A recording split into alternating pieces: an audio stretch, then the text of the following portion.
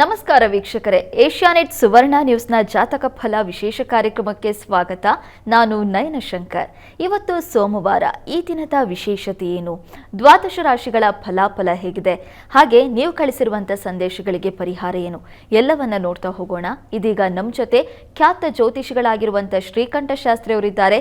ಬನ್ನಿ ಅವರನ್ನ ಕಾರ್ಯಕ್ರಮಕ್ಕೆ ಸ್ವಾಗತಿಸೋಣ. ಶಾಸ್ತ್ರಿಗಳೇ, ಕಾರ್ಯಕ್ರಮಕ್ಕೆ ಸ್ವಾಗತ. ನಮಸ್ಕಾರಗಳು. ಶಾಸ್ತ್ರಿಗಳೇ, ಇವತ್ತು ಸೋಮವಾರ. ಈ ದಿನದ ವಿಶೇಷತೆಯನ್ನು ತಿಳಿಸ್ಕೊಡೋದಾದ್ರೆ? ಶ್ರೀ ಗುರುಭ್ಯೋ ನಮಃ. ಹರಿ ಓಂ. ಮೂರ್ತಿತ್ವೇ ಪರಿಕಲ್ಪಿತ ಶಶಿಭೃತೋ ವರ್ತ್ಮ ಪುನರ್ಜನ್ಮನ ಮಾತ್ಮೇತ್ಯಾತ್ಮವಿದಾಂ ಕೃತುಶ್ಚೇಚಿತಾಂ ಭರತ ಅಮರ ಜ್ಯೋತಿಷಾಂ ಲೋಕಾನಾಂ ಪ್ರಳಯೋದ್ಭವ ಸ್ಥಿತಿ ವಿಪುಶ್ಚಾನೇಕಧಾಯ ಶರದೌ ವಾಚನ್ನ ಸಜದಾತ್ಮನೇಕ ಕಿರಣ ತ್ರೈಲೋಕ್ಯ ದೀಪೋ ರವಿಹಿ. ಸಮಸ್ತ ವೀಕ್ಷಕರಿಗೆ ಶುಭೋದಯ, ಶುಭ ಬೆಳಗು. ಈ ದಿನದ ಸಂದೇಶಗಳನ್ನು ಪರಿಶೀಲಿಸುವ ಪೂರ್ವದಲ್ಲಿ ಹೊತ್ತಿನ ಪಂಚಾಂಗವನ್ನು ಗಮನಿಸಿಕೊಳ್ಳೋಣ. ಶ್ರೀ ವಿಶ್ವಾವಸುನಾಮ ಸಂವತ್ಸರ, ಉತ್ತರಾಯಣ, ಶಶಿಋತು, ಮಾಘ ಮಾಸ, ಶುಕ್ಲ ಪಕ್ಷವಾಗಿದೆ. ಈ ದಿವಸ ಸೋಮವಾರವಾಗಿರತಕ್ಕಂಥದ್ದು. ಅಷ್ಟಮಿ ತಿಥಿ, ಅಶ್ವಿನಿ ನಕ್ಷತ್ರ. ಈ ದಿವಸ ತಮ್ಮೆಲ್ಲರಿಗೂ ಗೊತ್ತಿದೆ, ಗಣರಾಜ್ಯೋತ್ಸವವನ್ನು ಆಚರಿಸ್ತೀವಿ. ನಮ್ಮ ಭಾರತೀಯ ಪರಂಪರೆಯಲ್ಲಿ ನವರಾತ್ರಿಯನ್ನು ಹೀಗೆ ಆಚರಿಸ್ತಾ ಇದ್ವಿ. ಮುನ್ನ ರಾಜರುಗಳ ಕಾಲದಲ್ಲಿ ನಮ್ಮ ಭಾರತೀಯ ಶಕ್ತಿ ಏನು, ರಾಜರ ಶಕ್ತಿ ಏನು ಮತ್ತು ಅವರ ಗುರಿ ಏನಾಗಿತ್ತು, ನಮ್ಮ ಶಸ್ತ್ರ ಆಯುಧ ಇವುಗಳ ಒಂದು ಸಾಮರ್ಥ್ಯ ಹೇಗಿದೆ ಅನ್ನೋದನ್ನೆಲ್ಲ ಪ್ರದರ್ಶನ ಮಾಡಿ ನಮ್ಮ ಶಕ್ತಿ ಪ್ರದರ್ಶನ ಅದು. ಆ ರೀತಿಯಲ್ಲಿ ಆಚರಣೆ. ಮತ್ತು ಅಷ್ಟೇ ಅಲ್ಲ, ದೊಡ್ಡವರಿಗೆ, ವಿದ್ವಾಂಸರಿಗೆ, ಬೇರೆ ಬೇರೆ ಕಲೆಗಳಲ್ಲಿ ತುಂಬ ಪ್ರಸಿದ್ಧರಾದವರಿಗೆ, ಪರಿಣಿತಿ ಹೊಂದಿದವರಿಗೆ ಮುಖ್ಯವಾಗಿ ಅವರಿಗೆಲ್ಲ ಸನ್ಮಾನಗಳನ್ನು ಮಾಡ್ತಕ್ಕಂಥದ್ದು ರಾಜನ ಸಮ್ಮುಖದಲ್ಲಿ ಮಾಡಲಾಗ್ತಾಯಿತ್ತು. ಕವಿಗಳಿಗೆ, ಸಂಗೀತಗಾರರಿಗೆ ಹಾಗೂ ಯುದ್ಧಪಟುಗಳಿಗೂ ಕೂಡ, ಕುಸ್ತಿಪಟುಗಳಿಗೆ, ಹೀಗೆಲ್ಲ. ಅದು ಈಗ ಗಣರಾಜ್ಯೋತ್ಸವವಾಗಿ ಆಚರಣೆ ಮಾಡ್ತಾಯಿದ್ವಿ. ಈ ಸಂದರ್ಭದಲ್ಲಿ ನಾವೆಲ್ಲ ಮಹಾ ಪ್ರಶಸ್ತಿಗಳನ್ನೆಲ್ಲ ಘೋಷಣೆ ಮಾಡ್ತಕ್ಕಂಥದ್ದು ಇತ್ಯಾದಿ ನೋಡ್ತೀವಲ್ಲ, ಅದು ನವರಾತ್ರಿಯಲ್ಲಿ ಇದ್ದದ್ದು ಈಗ 26 ಈ ಜನವರಿಗೆ ಬಂದು ನಿಂತಿದೆ. ಮುಖ್ಯವಾಗಿ ಈ ದಿವಸ ಪ್ರಜೆಗಳು ನೈತಿಕವಾಗಿ ಹೇಗೆ ವರ್ತಿಸಬೇಕು, ಒಂದು ಚೌಕಟ್ಟನ್ನು ಒಬ್ಬ ವ್ಯಕ್ತಿ ಸಮಾಜದ ಸುವ್ಯವಸ್ಥೆಯಲ್ಲಿ ಅದು ಹಾಳಾಗಬಾರ್ದು ಅನ್ನೋ ಉದ್ದೇಶದಲ್ಲಿ ಕಾನೂನು ಸಿದ್ಧಗೊಂಡ ಒಂದು ಸಂದರ್ಭ. ಈ ಕಾರಣದಿಂದಾಗಿ ಈ ಗಣರಾಜ್ಯೋತ್ಸವ ಅತ್ಯಂತ ಮುಖ್ಯವಾದದ್ದು. ನಾವು ಕಾನೂನಿನಲ್ಲಿ ಇರ್ತದೆ, ಹೀಗೆ ವರ್ತನೆ ಮಾಡಬಾರ್ದು, ಹೀಗಿರಬಾರ್ದು ವ್ಯಕ್ತಿ, ಹೀಗಿರಬಾರ್ದು ಅಂತ, ಹೇಗಿರಬೇಕು ಇತ್ಯಾದಿ. ಆದರೆ ಎಷ್ಟೋ ಕಾನೂನನ್ನು ಅದನ್ನು ಮರೆಮಾಚಿ ಅಥವಾ ಆ ಕಾನೂನನ್ನೇ ಬೇರೆ ರೀತಿಯಲ್ಲಿ ಉಪಯೋಗಿಸ್ಕೊಂಡ ಘಟನೆಗಳೇ ಜಾಸ್ತಿಯಾಗಿದೆ. ಈಗ ಸಮಾಜವನ್ನು ನೋಡ್ತಾ ಇದ್ದರೆ ಹೇಗೂ ತಿರುಚಿಬಿಡ್ತಕ್ಕಂಥದ್ದಾಗಿದೆ. ಕಾನೂನಾತ್ಮಕವಾಗಿ ಹೀಗೆ. ಇದರ ಲೋಪ ಏನು ಅಂತಂದರೆ, ನೋಡಿ, ವ್ಯಕ್ತಿಗೆ ಇಬ್ಬರು ವ್ಯಕ್ತಿಗಳಿರ್ತಾರೆ ಅಂದ್ಕೊಳ್ಳಿ. ಒಬ್ಬನಿಗೆ ತುಂಬ ಹಸಿವಾಗಿದೆ, ಇನ್ನೊಬ್ಬನ ಹತ್ರ ರೊಟ್ಟಿಯೋ ಬ್ರೆಡ್ಡೋ ಏನೋ ಇದೆ, ಅದನ್ನು ತಿಂತಾ ಇದ್ದಾನೆ. ಇವನಿಗೆ ಹಸಿವಾಗಿದೆ, ಅದನ್ನು ನೋಡ್ತಾ ಇದ್ದಾನೆ ಇನ್ನೊಬ್ಬನನ್ನು. ಕಾನೂನು ಅವನಿಗೆ ಹಸಿವಾಗಿದೆ, ನಿನ್ನ ಬ್ರೆಡ್ಡನ್ನು ಕೊಡು ಅಥವಾ ನಿನ್ನ ಬಳಿ ಇದ್ದಂತಹ ಯಾವುದೋ ತಿನ್ನುವ ವಸ್ತು ಇದೆಯಲ್ಲ ಅದನ್ನು ಕೊಡು ಅಂತ ಏನೂ ಹೇಳೋದಿಲ್ಲ. ಆದರೆ ಧರ್ಮ ಹಾಗಲ್ಲ. ಅವನು ಹಸಿವಾಗಿದ್ದರೆ ಮೊದಲು ಅನ್ನ ನೀಡಪ್ಪ, ಹಸಿದವನಿಗೆ ಅನ್ನ ನೀಡು ಅಂತ ಹೇಳುತ್ತೆ. ಕಾನೂನಿನಲ್ಲಿ ಈ ಧರ್ಮ ಸಂವೇದನೆ ಸೇರಬೇಕು. ಆಗ ದೇಶದ ಪ್ರಜೆಗಳ ಮೌಲ್ಯ ಹೆಚ್ಚಾಗುತ್ತೆ, ಅವರ ಗುಣಮೌಲ್ಯ ಹೆಚ್ಚಾಗುತ್ತೆ ಅಂತ ಅನಿಸುತ್ತೆ. ಒಬ್ಬನಿಗೆ ಹಸಿವಿದ್ದರೆ ಕಾನೂನಿನಲ್ಲಿ ಇಂಥ ಅಂಶಗಳು ಸೇರಿಕೊಂಡ್ರೆ ತುಂಬ ಒಳ್ಳೆಯದು. ಅದನ್ನು ಹೇಗೆ ಸೇರಿಸೋದು? ಮತ್ತೊಬ್ಬ ಅಂಬೇಡ್ಕರ್ ಬರಬೇಕು, ಸಂವೇದನಾಶೀಲನಾಗಿರತಕ್ಕಂಥವ್ರು ಬರಬೇಕು.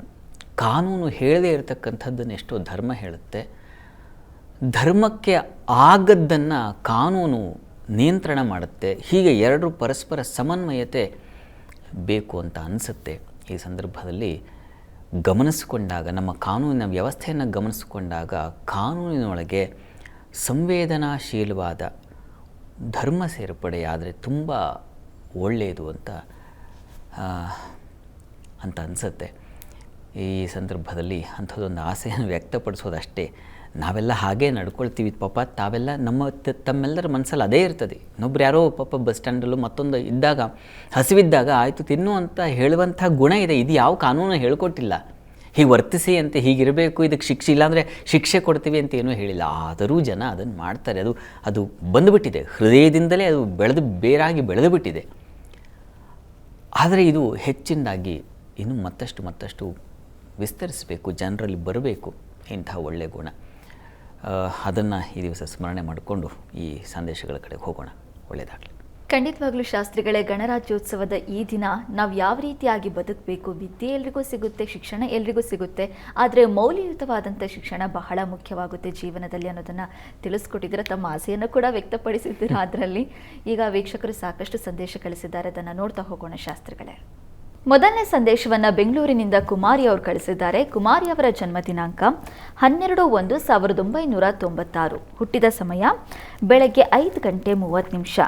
ಕೆಲಸ ಹಾಗೆ ಮದುವೆ ಬಗ್ಗೆ ತಿಳಿಸ್ಕೊಡಿ ಅಂತ ಪ್ರಶ್ನೆ ಕೇಳಿದ್ದಾರೆ ಶಾಸ್ತ್ರಿಗಳೇ. ಕುಮಾರಿ ಅವರ ಪ್ರಶ್ನೆ ಕೆಲಸ ಮತ್ತು ವಿವಾಹಕ್ಕೆ ಸಂಬಂಧಿಸಿದೆ. ಹೌದು ಶಾಸ್ತ್ರಿಗಳೇ. ಜಾತಕ ನೋಡೋಣ. ನೋಡಿ ತಮ್ಮ ಜಾತಕವನ್ನು ಪರಿಶೀಲಿಸಿರೋದು ಧನು ಲಗ್ನದಿಂದ ಕರ್ಮಾಧಿಪತಿ ಧನಸ್ಥಾನದಲ್ಲಿದ್ದಾನೆ. ಕುಜನ ಜೊತೆಗೆ ತುಂಬ ಚೆನ್ನಾಗಿದೆ, ಕುಜನು ಬಲಿಷ್ಠನಾಗಿದ್ದಾನೆ. ಹೀಗಾಗಿ ನಿಮಗೆ ಕೆಲಸ ಅನುಕೂಲ ಆಗುತ್ತೆ.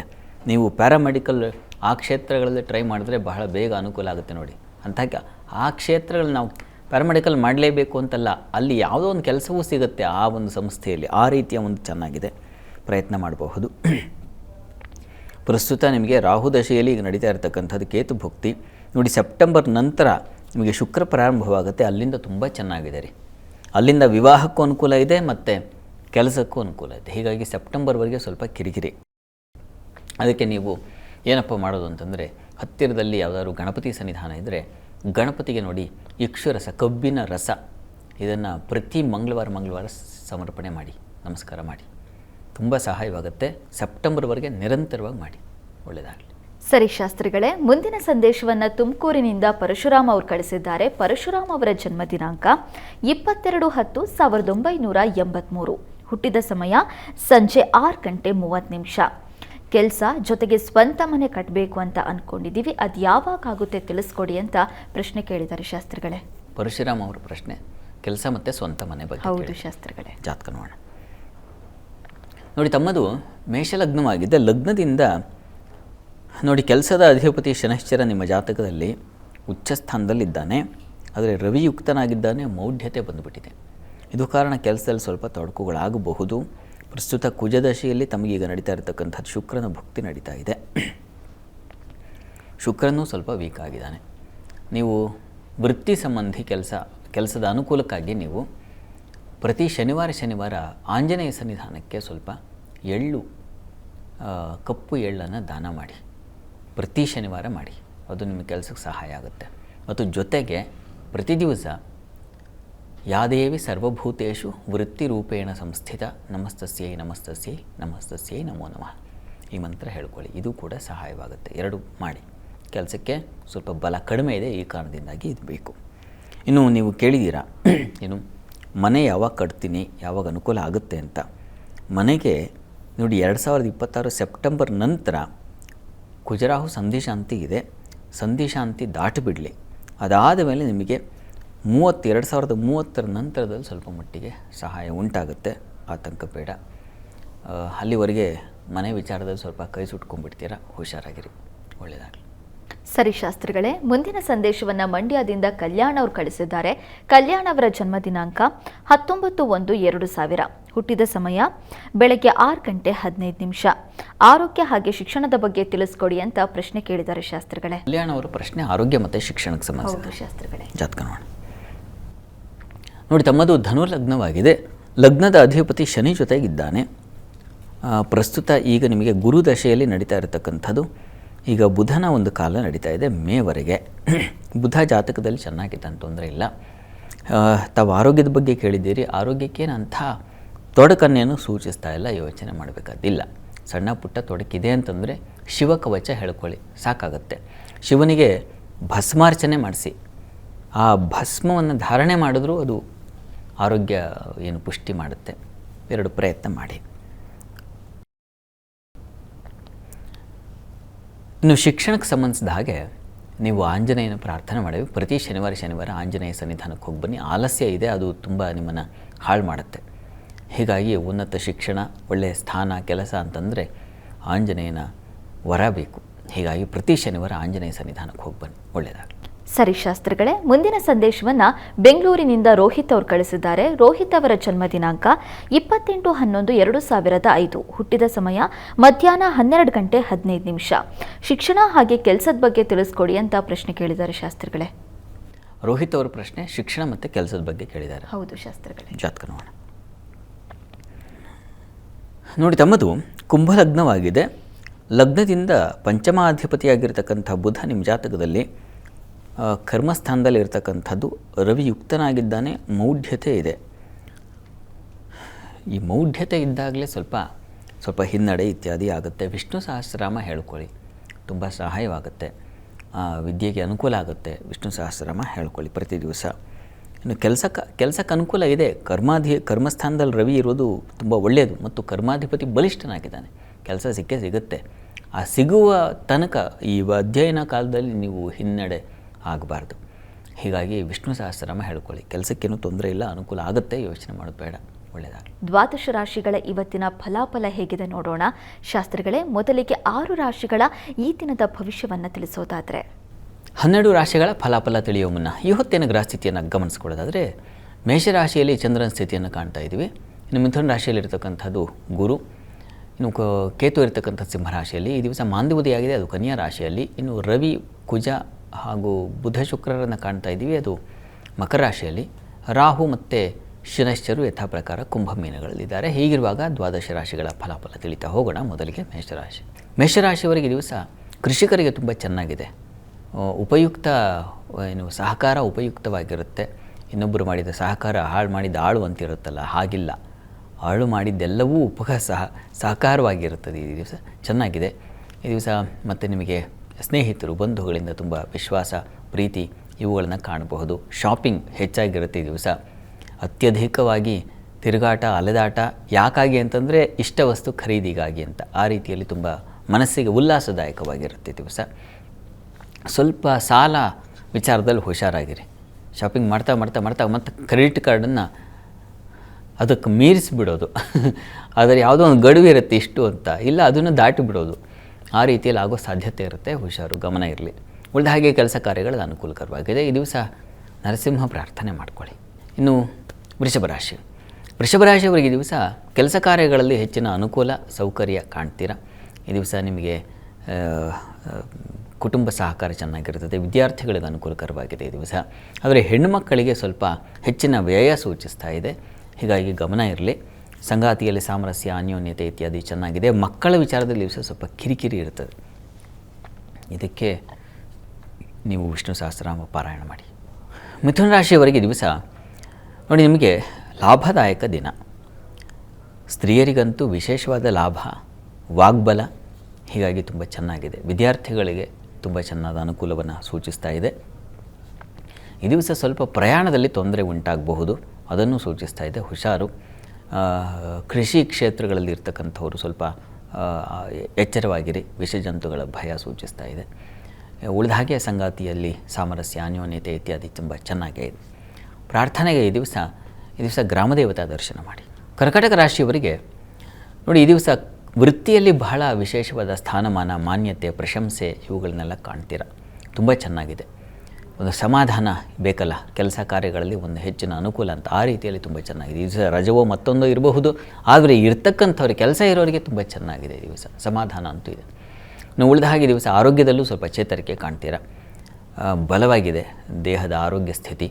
ಇನ್ನು ಉಳಿದ ಹಾಗೆ ದಿವಸ ನಿಮಗೆ ಸ್ವಲ್ಪ ಈ ಸೇವಕರು, ಸಹಾಯಕರಿಂದ ತೊಂದರೆಗಳಾಗಬಹುದು. ಹುಷಾರು.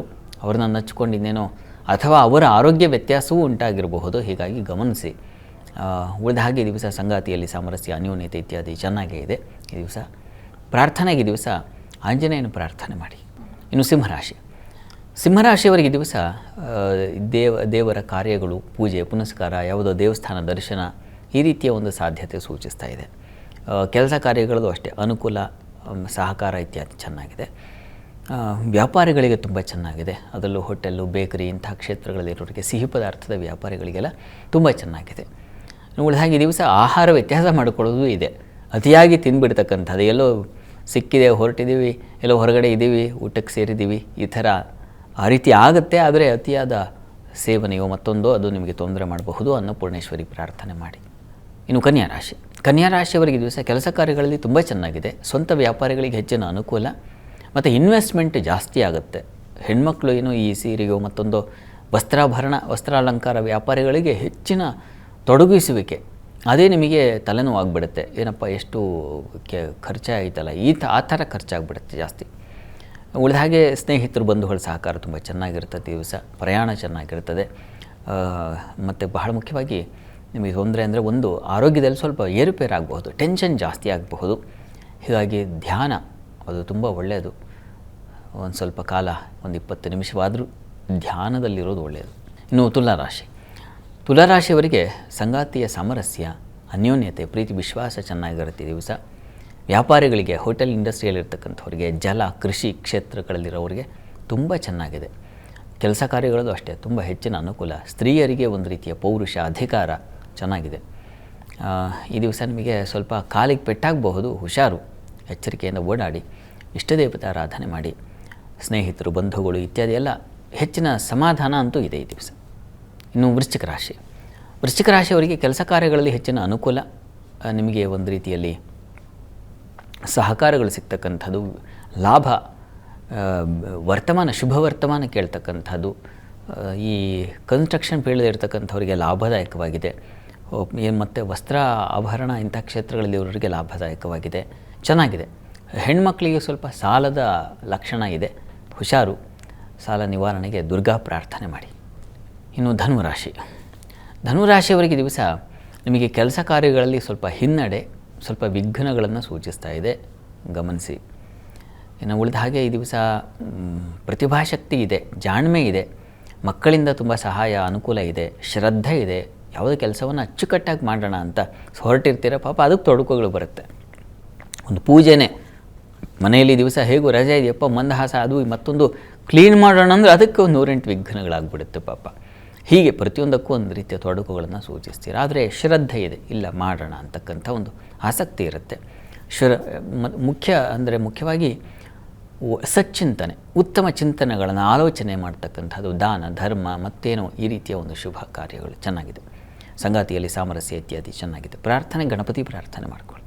ಇನ್ನು ಮಕರ ರಾಶಿ. ಮಕರ ರಾಶಿಯವರಿಗೆ ದಿವಸ ಪ್ರಯಾಣ ಸೌಖ್ಯ, ಶಾಪಿಂಗ್ ಜಾಸ್ತಿ ಆಗಿರ್ತದೆ ಈ ದಿವಸ. ಮನೋರಂಜನೆ, ಮನಸ್ಸಿಗೆ ಯಾವುದು ಹಿತವೋ ಅದನ್ನು ಅಂಥ ಕಾರ್ಯಗಳಲ್ಲಿ ತೊಡಗ್ತೀರಾ. ಸಂಗೀತ, ವಾದ್ಯ, ನೃತ್ಯ ಇಂಥ ಕಡೆ, ಅಥವಾ ಇನ್ಯಾವುದೋ ಕೃಷಿಯೋ, ಗಾರ್ಡನಿಂಗ್ ಮಾಡ್ತಕ್ಕಂಥದ್ದೇ ಆಗಬಹುದು. ಮನೆ ಈ ದಿವಸ ಸ್ವಲ್ಪ ಚೊಕ್ಕಟ ಮಾಡ್ಕೊಳ್ಳೋಣ, ತೋಟ, ಮನೆ ಇರ್ತಕ್ಕಂಥ ಗಾರ್ಡನ್ ಕ್ಲೀನ್ ಮಾಡೋಣ, ಈ ಥರದ್ದೆಲ್ಲ ತುಂಬ ಆಸಕ್ತಿ ಬರುತ್ತೆ. ಅದರಲ್ಲಿ ಶ್ರದ್ಧೆಯಿಂದ ಕೆಲಸವೂ ಆಗುತ್ತೆ, ಅನುಕೂಲವೂ ಸಿಗುತ್ತೆ, ಸಹಾಯವೂ ಸಿಗುತ್ತೆ ಈ ದಿವಸ. ಚೆನ್ನಾಗಿದೆ. ಮತ್ತು ಮಾಲ್ಗಳಲ್ಲೋ ಮತ್ತೊಂದು ಪೇಟೆಗೆ ಹೋಗ್ತಕ್ಕಂಥದ್ದು, ಈ ಥರದ್ದೊಂದು ಪ್ಲ್ಯಾನು ಕೂಡ ಇದೆ ಈ ದಿವಸ. ಅಲ್ಲಿ ಚೆನ್ನಾಗಿದೆ. ಖರ್ಚು ಹಾಗೆ ಇರ್ತದೆ, ಗಮನಿಸಿ. ಪ್ರಾರ್ಥನೆಗೆ ಈ ದಿವಸ ತಂದೆಯ ಆರೋಗ್ಯ ವ್ಯತ್ಯಾಸ ಆಗಬಹುದು, ಹೀಗಾಗಿ ಸ್ವಲ್ಪ ಹುಷಾರು. ವಿಷ್ಣು ಸಹಸ್ರನಾಮ ಹೇಳ್ಕೊಳ್ಳಿ. ಕುಂಭರಾಶಿಯವರಿಗೆ ದಿವಸ ಅಷ್ಟಮದ ಮಾಂದಿಯಿಂದಾಗಿ ನಷ್ಟ ಫಲ ಇರುತ್ತದೆ, ಹುಷಾರಾಗಿರಿ. ಮುಖ್ಯವಾಗಿ ದುಃಖ, ವ್ಯಸನಕ್ಕೆ ತುತ್ತಾಗ್ಬಿಡ್ತಕ್ಕಂಥದ್ದು, ಯಾವುದೋ ಒಂದು ದುಶ್ಚಟವೋ ಮತ್ತೊಬ್ಬರ ಸವಾಸ ಈ ರೀತಿಯ ಒಂದು ಬಾಧೆ ಸೂಚಿಸ್ತಾ ಇದೆ, ಹುಷಾರು. ಉಳಿದ ಹಾಗೆ ಹೆಣ್ಣುಮಕ್ಕಳಿಗೆ ಧೈರ್ಯ, ಶೌರ್ಯ ಚೆನ್ನಾಗಿದೆ. ಕೆಲಸಗಳಲ್ಲಿ ಒತ್ತಡ ಉಂಟಾಗುತ್ತೆ, ಕಾರಣ ಕರ್ಮಾಧಿಪತಿ ವ್ಯಯದಲ್ಲಿರ್ತಕ್ಕಂಥದ್ದು. 2-3 ಕೆಲಸಗಳ ಒತ್ತಡ, ಮಾಡಲೇಬೇಕಾದ ಪರಿಸ್ಥಿತಿ, ಮುಗಿಸ್ಬೇಕಾದ ಅನಿವಾರ್ಯತೆ, ಹೀಗೆಲ್ಲ ಒತ್ತಡಕ್ಕೆ ಒಳಗಾಗ್ತೀರ. ಸುಬ್ರಹ್ಮಣ್ಯ ಪ್ರಾರ್ಥನೆ ಮಾಡಿಕೊಳ್ಳಿ. ಇನ್ನು ಮೀನರಾಶಿ.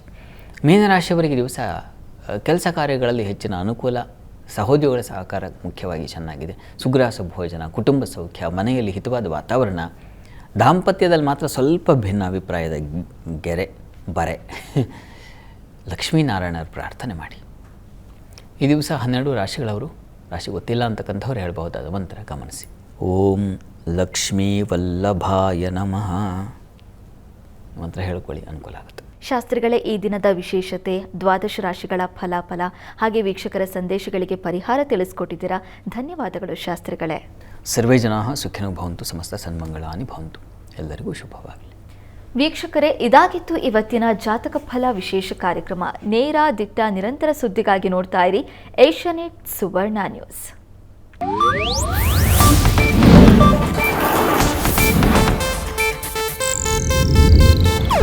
ಇದು ಏಷ್ಯಾನೆಟ್ ನ್ಯೂಸ್ ನೆಟ್ವರ್ಕ್ ಪ್ರಸ್ತುತಿ.